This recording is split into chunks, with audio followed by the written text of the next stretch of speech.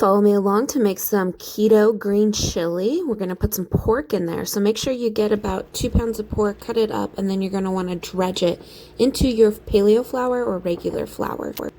Get your cast iron pan on medium heat, 4 tablespoons of fat. I use my rendered fat from my bone broth, and we're going to slightly brown the meat, the pork.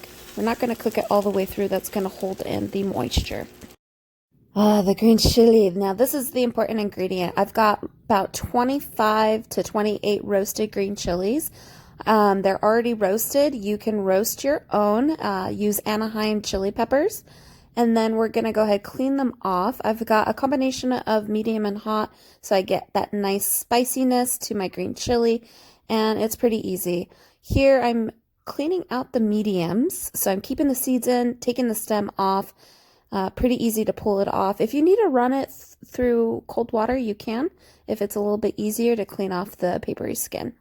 And a little bit later, I'll show you how to de-seed the hot. You might need to use gloves, and I'm used to it, so I don't. But use gloves. Wonderful. So you can see that the meat is browning a little bit. We're going to toss and make sure everything is spread evenly. We're not cooking it through. We're just going to lock in that moisture by browning all sides. You can see that it's foaming up a little bit from when we dredged our pork in flour. We're going to reserve the oil for when we actually make our roux. Alright, so we've got our hot chili peppers here. Pretty easy. You're going to take off the papery skin. You're going to dig your nails in there, scrape out the stem. Now I use my thumb and I just hook it into the flesh and I pull up. That'll cut it in half. And then I rinse out the hot seeds. We want our green chili a little spicy, but not too spicy. So this is going to help it. Now we have all our chili peppers in our food processor. Add a little bit of salt. The bone broth is going to make it super salty, so we don't need too much. And we've got a whole clove of garlic. We've got half a cup of onions, white onion chopped, and then our fire roasted tomatoes. Now, I couldn't find any without garlic, so this does have the garlic added. It's just going to be a little extra garlicky. I wasn't paying attention, but that's okay. And you're going to go ahead and pulse until you have one consistency. It's going to resemble salsa if you had a lot less tomato and a lot more of the green chili. And if you need to scrape down the sides, go ahead and do that. But you're going to go ahead and make sure it's nice one consistency. Wonderful. Look at that consistency. So we're going to add our pork to a large pot. Once it's nice and you can see that it's browned on all sides, we're going to add our chili mixture. And then I have 2.5 cups of bone broth. You're going to stir, make sure that it's all well incorporated. And we're going to put that on low heat and let that simmer. And then I've got my cast iron pan. Now you can see that there's a little bit of the pork residue left in there. That's totally cool. It's going to add more flavor.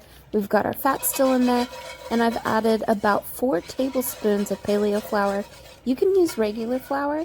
And you're going to want to stir that in your cast iron pan until everything is pretty much one consistency. And we're going to put that on a medium-low heat. You're going to start seeing it bubble. And that's great because you're toasting the flour. And look at our green chili. It's already starting to simmer. Pork's going to start cooking. And this is the best part. Once your roux is golden, you're going to start adding bone broth little by little. And you are going to stir and scrape, stir and scrape. That's pretty much all it is. We're going to want to get this to a nice dark color. So you're going to be doing this throughout the time, letting it cook and then adding some of the bone broth. So right now we're just getting it to the regular starting spot, and you can see the consistency. There's some ribbons. It's like a nice thick gravy, and that's the consistency that we want to slow cook it at. All right, the roux is getting a little bit better. That's the bone broth, which we've added to the green chili and to the roux. So this is gonna be great. All right, so you can see the roux is now more to a caramel color. We've added a little bit of bone broth here and there. And we've been stirring and scraping. Yes, the green chili is now at a nice, big, large simmer. And I think that's on medium-low heat. And that's going to cook the meat up nicely. Yes. Okay. So now that our roux is a little bit darker, we're going to keep stirring and scraping. You got to babysit it. You really do. And now we're going to start incorporating.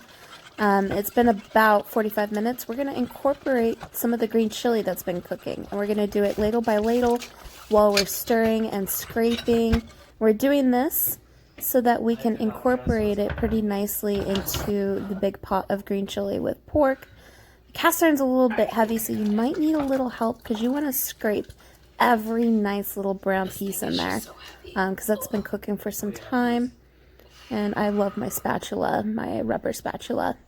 And then you're going to stir it, make sure it's all well incorporated, put the lid on, and you're going to cook it for about 20 more minutes. And then it will be ready for you to go ahead and ladle. Look at that. There's a little bit of a film on top from it cooking, and that's okay. Just stir it. And then you're going to go ahead and ladle it into a bowl. I've got some cheddar cheese on the bottom of the bowl because I like to kind of stir it and make it super cheesy. You can even put this on top of burritos, enchiladas, eat it like a stew. It is going to be nice, rich, and delicious. And of course, a little extra cheese on top. There you go. Got some Colorado green chili.